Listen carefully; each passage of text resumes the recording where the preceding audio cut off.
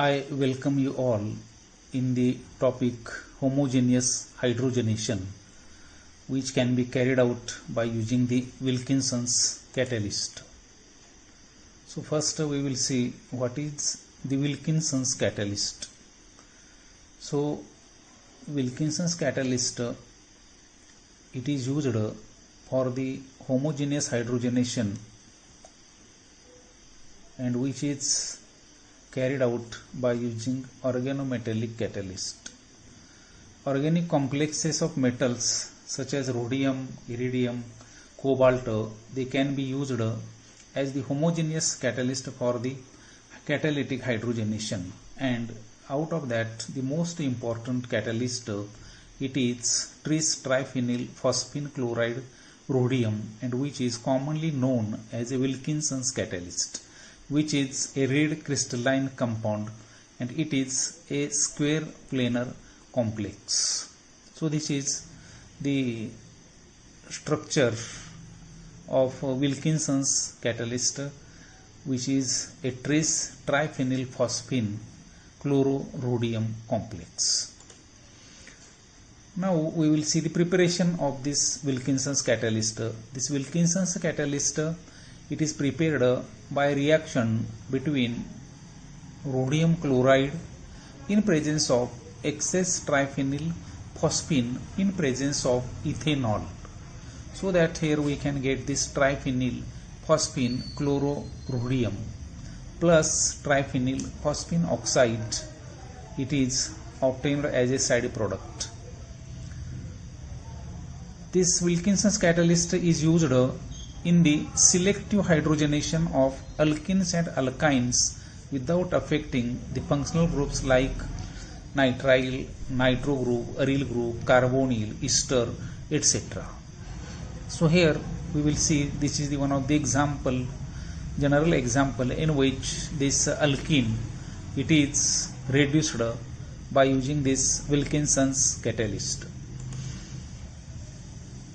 Now we will see the mechanism of hydrogenation by using this Wilkinson's catalyst. So this is the Wilkinson's catalyst, that is triphenyl phosphine chlororhodium. First, which is a 16 electron species in presence of solvent, it loses one triphenyl phosphine ligand to get a complex in which solvent it coordinates with the rhodium, which undergoes the oxidative addition of hydrogen, so that RH1 first is converted into RH, third in which hydrogen it coordinates with the rhodium, and it is a 18 electron species. In the next step, that alkene it complexes with the rhodium. Again here we get 18 electron species. Then there is migratory insertion of the hydrogen atom. It is attached to the rhodium atom, and which on further reductive elimination, that is here R group, alkyl group, it is eliminated from that, and again we can get this complex, that is 16 electron species, and in this way this alkene it is converted into the alkane by reductive elimination in presence of Wilkinson's catalyst. Now this is the mechanism.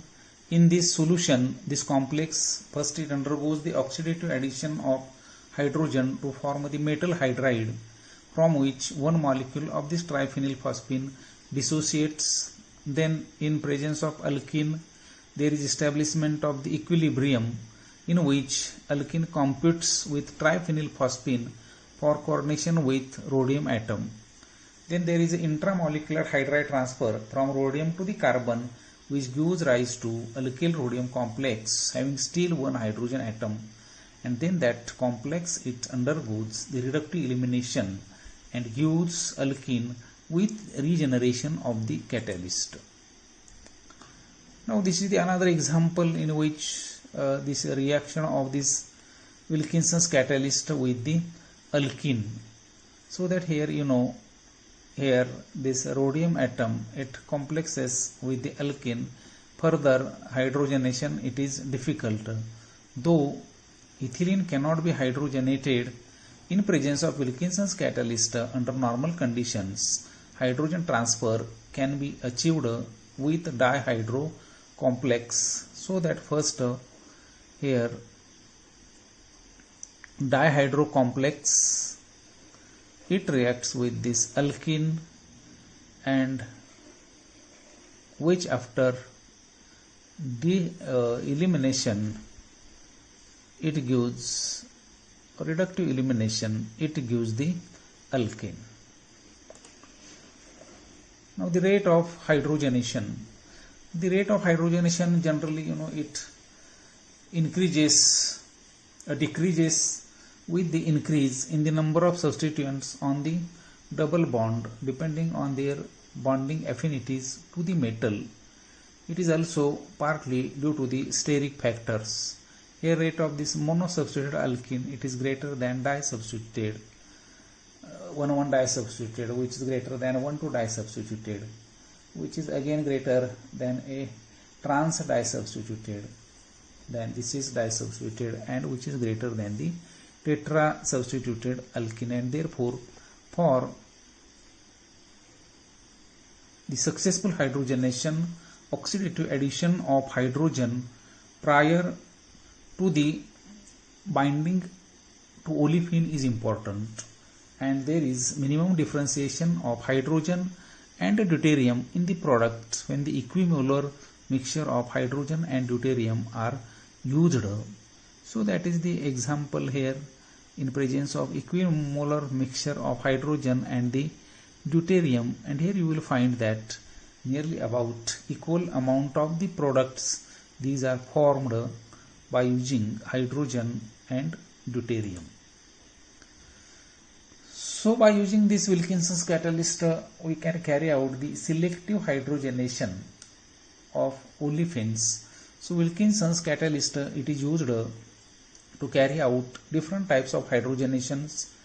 It is found that less substituted and sterically less hindered double bonds are selectively hydrogenated, and here this double bond which is present out of the ring, it is easily hydrogenated by using this catalyst without affecting the double bond inside the ring. Then exocyclic double bonds again are selectively hydrogenated as compared to the endocyclic or internal double bonds. Here this is one of the example. Then cis alkenes, these are rapidly reduced than the trans alkenes. So this is one of the example in which this trans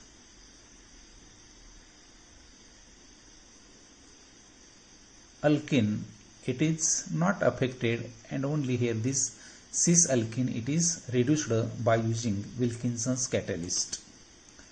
Then isolated double bonds are rapidly hydrogenated than conjugated dienes, conjugated double bonds. Here this is the one of the example of this trine in which first two double bonds are conjugated which are not affected, but last one non-conjugated double bond it is selectively reduced. Then terminal alkynes are hydrogenated more rapidly than terminal alkenes. This selectivity it can be enhanced by using acidic alcoholic co-solvents. Here also you will find that instead terminal alkyne, this alkyne part it is selectively reduced as compared without affecting this alkene part. Then functional groups like carbonyl, cyanide, nitroaryl, ester are unaffected. The compatibility of Wilkinson's catalyst with polar multiple bonds indicates the metal hydride bond is primarily covalent in character. Here in this example you will find that this compound, it contains nitro group as well as carbonyl group and double bond, but here this nitro group and carbonyl, these are unaffected, only the double bond, carbon-carbon double bond, it is selectively reduced. Then unsaturated substrates containing polar functionality are hydrogenated more rapidly, and it is due to the easy coordination of this olefin to the catalyst that is assisted by the polar functional group, like cyanide. Here in this example, this is a polar functional group and it is a closer to this double bond, and therefore that double bond, it is selectively reduced without affecting the double bond in the another ring. Now just we will throw light on the stereochemistry of Wilkinson's hydrogenation. Now this hydrogenation, by using this Wilkinson's catalyst, it is generally involves, or it generally proceeds, or it is a stereospecific syn hydrometallation of the double bond or multiple bond followed by stereospecific reductive elimination, and the hydrogenation of the alkenes or alkynes, it results in the syn addition product. For example, here we will see the example of malic acid or fumaric acid with D2 in presence of Wilkinson's catalyst. It is a distereoselective. Hydrogenation of malic acid with D2 gives meso compound exclusively. So here this malic acid on treatment with this Wilkinson's catalyst, it gives meso compound, whereas fumaric acid, there is a formation of the racemic mixture. Racemic mixture is formed with the fumaric acid, and hence we can say that this Wilkinson's hydrogenation, it is both stereospecific as well as stereoselective. It is stereospecific in the sense that one stereoisomer gives only one stereoisomer as a major product, and it is due to the stereospecific mechanism. However, it is also stereoselective since only one diisomer is formed which is obtained as the major product, and this is due to the mechanism operating under reaction conditions. It is also observed that the alkynes gives cis alkanes as the major product. Then in case of bicyclic system, this diastereoselectivity of this catalyst is evident in the formation of the endo product as a major product with this following this bicyclic system. Generally this catalyst binds to the double bond from the least hindered endo side, less hindered endo side of the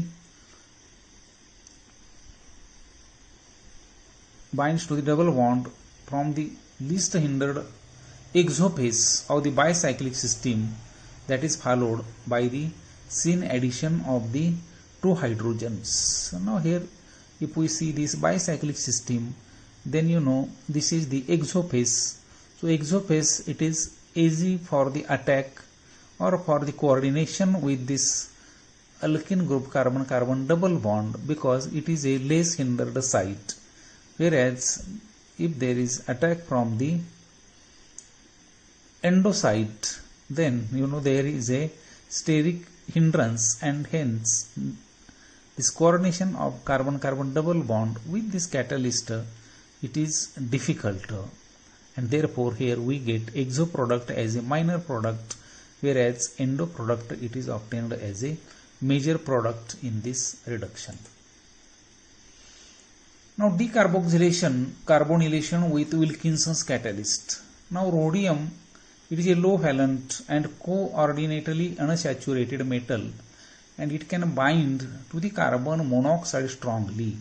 The Wilkinson's catalyst, it can be used to carry out the decarbonylation of aldehydes through the oxidative addition route. So that here if we take the example of this hexenaldehyde, which on reaction with this Wilkinson's catalyst in presence of dichloromethane at room temperature, we can get the product in which there is a decarbonylation, and here we get N-pentane as a product, from which there is reductive elimination of carbon monoxide. So that here